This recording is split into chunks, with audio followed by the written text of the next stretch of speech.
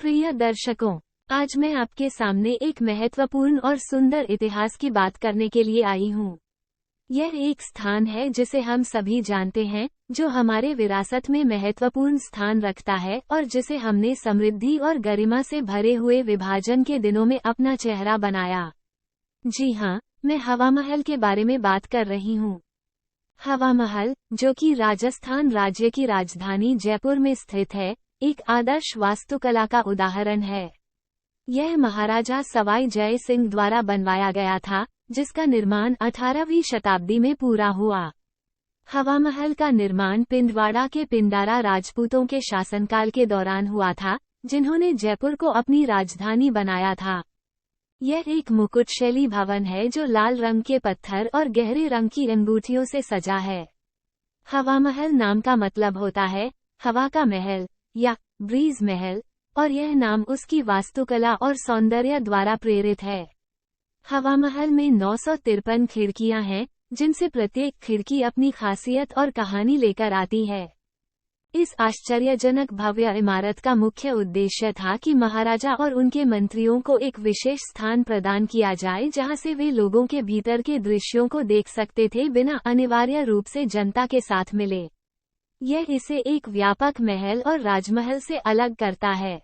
यह उनकी एकांत और मनन की जगह थी, जहां से वे राजस्थान की सुंदरता और शान का आनंद उठा सकते थे। हवा महल की ज्योतिषीय विशेषताओं को भी ध्यान में रखा गया है। इसका मुख्य भव्य त्रिकोणीय रूप, जिसे वास्तुकला में शुभ माना जाता है, एक ब्रह्मा मंदिर की तरह उभरता है।